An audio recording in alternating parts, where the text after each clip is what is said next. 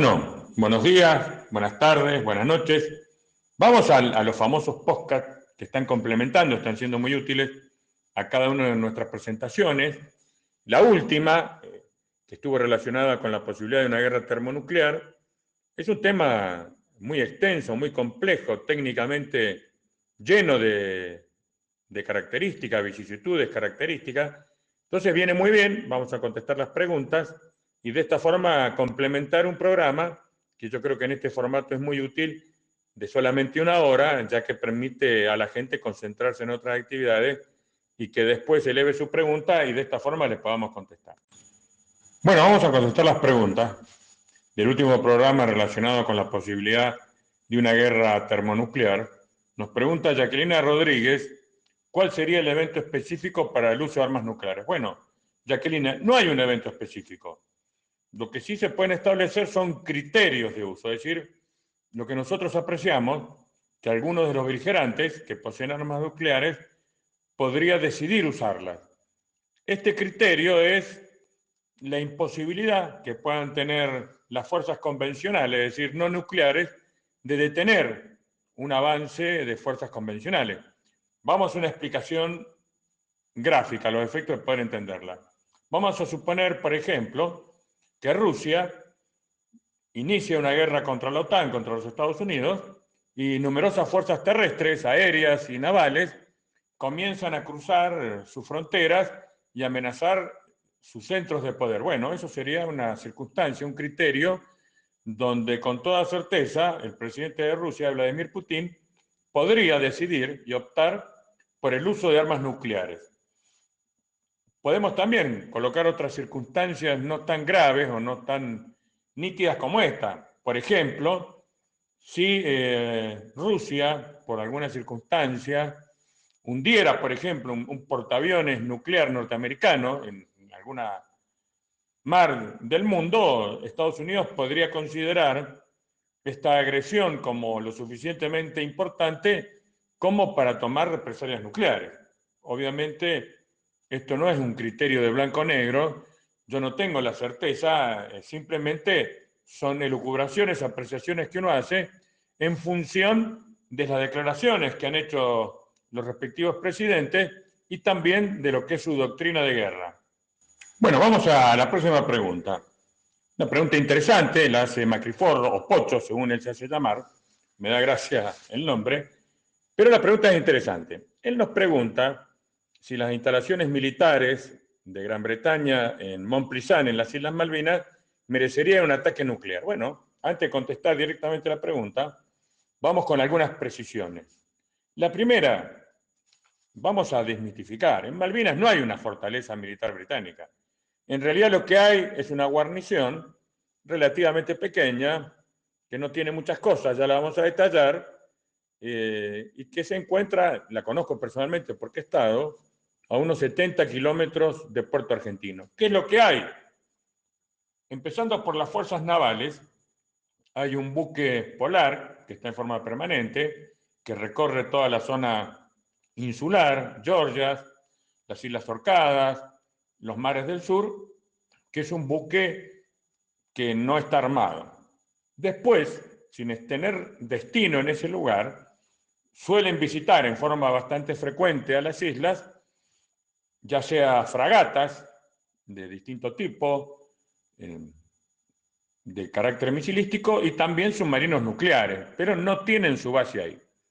Pasando tal vez a la parte más interesante o más importante, si vamos al componente aéreo, tenemos 4 cazas Eurofighter Typhoon, que son aviones respetables, pero son solamente 4. Después también hacen sus viajes entre la isla Ascensión y el aeropuerto de Montplissan, un Airbus A400 Atlas. También hay un avión tanquero, un Voyager KC-2, y en las islas, en forma permanente, hay 2 helicópteros Chinook de 2 rotores que se usan para las actividades, digamos, de vigilancia propiamente militar.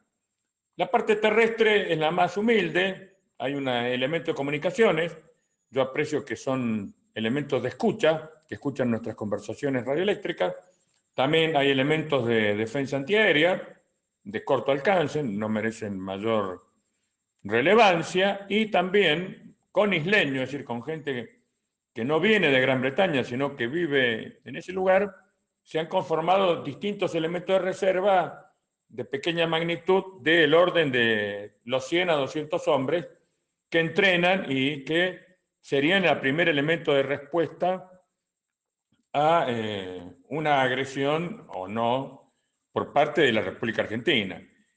En pocas palabras, esto no es una fortaleza, no es algo que conlleve una amenaza para nadie.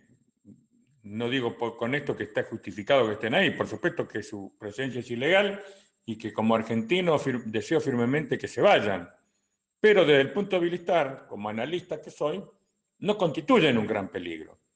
Si no lo son para nosotros, mucho menos lo van a hacer para Rusia. Por eso creo que no merecerían un ataque nuclear.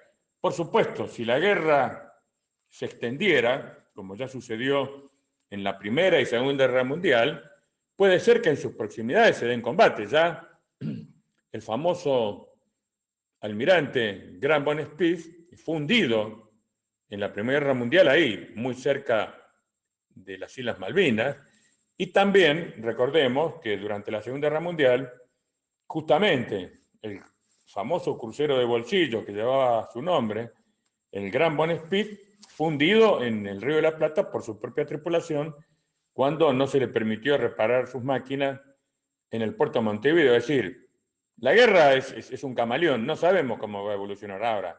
Desde el punto de vista de la valorización de los blancos, yo creo que no se justifica un misil nuclear contra esa instalación. Es mi opinión. Gracias. Una pregunta política. Ahí Raúl Horacio Lesse nos pregunta si Donald Trump puede detener esto. Acá vamos a lo contrafáctico. Lo que sí podemos decir que durante el gobierno de Donald Trump esto no hubiera ocurrido. De hecho, no ocurrió porque Donald Trump, que era básicamente un realista, tenía una buena relación con Vladimir Putin y no estaba entre sus objetivos lanzar una operación militar contra Rusia. Por el contrario, esta nueva administración de Joe Biden cambió eso y está haciendo todo lo posible para tener una guerra con Rusia. Lamentablemente, Raúl, la guerra ya está planteada, ya está lanzada. Faltan bastantes meses para una supuesta victoria de Donald Trump en una elección presidencial norteamericana. Yo creo que en estos meses este tema ya se va a resolver, ya vamos a tener graves novedades. Yo realmente lamento, y volviendo al principio, creo que si Donald Trump hubiera ganado esta elección que le fue robada, hoy no estaría el mundo viviendo este momento de zozobra, justamente porque Donald Trump, pese a algunos aspectos negativos de su gestión, tenía muy claro que su país no debía enfrentarse con Rusia. Pero esto lamentablemente, es contrafáctico y hoy estamos al borde de la guerra. Esta es la realidad. Bueno, vamos a una pregunta muy difícil de Jacqueline Rodríguez. Ella pregunta si México, que se encuentra en América del Norte, con una gran frontera con los Estados Unidos, podría recibir el impacto de un misil nuclear. En principio no, por lo menos un impacto directo, y además es nuestro deseo que eso no suceda. Pero, obviamente, la proximidad entraña una peligrosidad. Pero si uno analiza la ubicación de los misiles norteamericanos, es decir, esos que están en silos, la masa de ellos están ubicadas en lugares mediterráneos, es decir, son muy centrales de los Estados Unidos, en el medio oeste, en el centro de Estados Unidos, lo cual lo pone a varios miles de kilómetros de la frontera mexicana. Bueno, esperemos que los misiles rusos tengan buena puntería y que nuestros hermanos mexicanos no sufran ningún impacto directo, pero lamentablemente, como decía mi abuela, aseguro se lo llevaron preso. No lo sabemos. Hay un peligro, no es un peligro extremo, pero lamentablemente existe esa posibilidad. Bueno, una pregunta de Ana Gray, que es ¿a cuántos kilómetros abarca el polvo radiactivo y a qué distancia está seguro? Bueno, Ana, esto es muy variable. El primer elemento a considerar es la potencia. que tenga la bomba. Obviamente, una bomba de mayor potencia, el radio de acción es mucho más importante. Y lo otro son una serie de factores, la masa de ellos atmosféricos, la presión, el viento, y qué es lo que va a proceder a la dispersión. ¿Qué es lo que sucede? Cuando se detona un artefacto nuclear, generalmente no se lo hace a nivel del suelo, sino a unos miles de metros. La bomba cae suspendida en un paracaídas y detona a 2.000 o 3.000 metros del blanco. Eso produce, en principio, un inmenso calor, similar a la temperatura del Sol, un soplo, es decir, aire que se desplaza a una gran velocidad, y cuando esa onda de choque y ese calor toman contacto con la Tierra, producen un cráter, es decir, un hueco en la Tierra, y obviamente levantan lo que en criollo sería una gran polvareda, que es lo que genera ese famoso hongo tan característico y que se han visto en muchas filmaciones y fotos. Tal cual sucede con una erupción volcánica, en determinado momento esas partículas, que son más pesadas que el aire, comienzan a caer.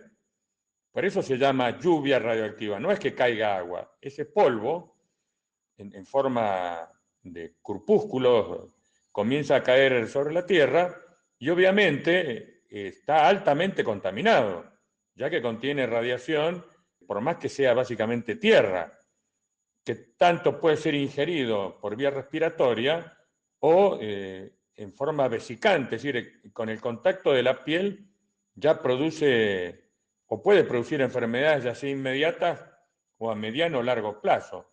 La dimensión es variable. Siempre es mucho más importante lo que sucedió en el punto cero. Para darte un ejemplo, la experiencia que tenemos, que fue Hiroshima y Nagasaki, el punto cero donde prácticamente fue todo destruido, todo se prendió fuego, todo se vaporizó, tenía más o menos la dimensión de 1 kilómetro, que no es una zona muy grande, pero sí lo suficientemente grande para destruir una ciudad. Y después, en distintos círculos, de mayor a menor, tenemos a 5, 10, 15, 20 kilómetros distintos niveles de radiación. Tal vez un ejemplo más importante puede ser lo que sucedió en Chernóbil, donde hasta el día de hoy sabemos muy bien que hay zonas que están prohibido el ingreso, algunas se puede ingresar con algún tipo de protección, que son los trajes NBQ, es decir, son trajes que están hechos con sustancias que retienen, aíslan al ser humano de la penetración de determinados rayos radioactivos, pero hay otros lugares que ni aún con este traje uno estaría seguro. Entonces, esto es muy variable la respuesta. También hay que agregar que esto va variando con el tiempo. Si bien los elementos nucleares duran, a veces hasta se menciona, miles de años, se van degradando con el tiempo. De hecho, esto no es una esperanza, ni mucho menos, la vida vegetal y la vida animal han seguido su curso en Chernóbil.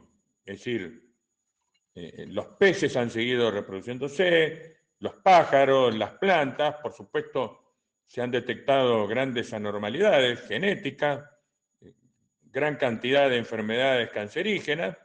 Lo mismo podemos decir de Hiroshima y Nagasaki, que son ciudades que actualmente están habitadas.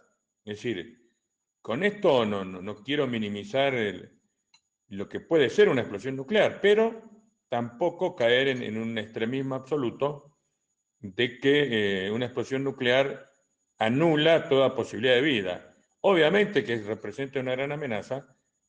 Volviendo a tu pregunta, se va a producir una lluvia radioactiva, va a variar en función de la dimensión, de la potencia del artefacto nuclear y de otras condiciones que son meteorológicas. Obviamente siempre va a ser mayor que el impacto del punto cero. Bueno, vamos a una pregunta muy interesante de Jorge Camafreita, relacionado con esa misteriosa que ha llenado tantas teorías de la conspiración, que es la Agencia de Proyecto de Investigación Avanzado de Defensa, o DARPA. Obviamente que hay proyectos secretos, es una agencia que depende del Departamento de Defensa de los Estados Unidos, fundada en 1958, para hacer una rápida presentación, digamos que son los creadores nada más y nada menos que de la Internet, que es un proyecto que usamos todos y de gran beneficio para la humanidad. Por supuesto, hay otros proyectos que no pueden ser tal vez tan beneficiosos, algunos se conocen, otros no. Hay tecnología de misiles que obviamente se desarrollan, explosivos de distinto nivel, ya sea convencional o no convencional, aeronaves de hipervelocidad que están siendo testeadas y yendo ya a lo conspiranoico, no sabemos si han existido o no proyectos destinados, por ejemplo, a la modificación del clima. Se hablan de grandes instalaciones que tiene esta agencia en Alaska. Algunas cosas son hasta difíciles de creer, pero tampoco se pueden descartar. Sí, a ver, más allá de los programas que cada tanto realizan canales como el History Channel y nos explican cosas misteriosas, incluso algunas vinculadas hasta con la presencia extraterrestre, yo en alguna medida soy algo escéptico. Por supuesto no dejo de creer que los países avanzados, todos ellos tienen programas secretos, algunos con desarrollos que son potencialmente peligrosos para toda la humanidad, de eso no me cabe duda, pero me quedo con la invención del Internet. No sé, Jorge, si esto responde a tu pregunta, pero bueno, hay que estar atento. Bueno, como despedida, a ver, les quiero contar un chascarrillo, una anécdota que me llenó de orgullo. Ni bien terminada la clase, me llamó un ingeniero nuclear, al que yo aprecio muchísimo, tal vez algún momento lo podemos traer al programa, y para mi sorpresa me felicitó. Yo, humildemente, no soy un técnico nuclear, he leído bastante, pero me dijo que estaba bien lo que yo había dicho desde el punto de vista técnico, especialmente desde el punto de vista de su aplicación militar. Por supuesto, esta persona que es una persona que ha diseñado un submarino nuclear y que sabe una barbaridad, ha trabajado toda su vida en el Instituto Balseiro y en organizaciones vinculadas con la energía nuclear.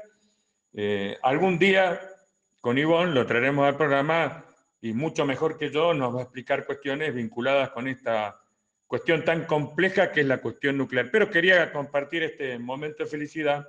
No es una vanagloria, pero sí una tranquilidad para mí que cuando uno habla de temas tan complejos, un especialista lo apoya. Eso para mí ha sido muy importante. Muchas gracias.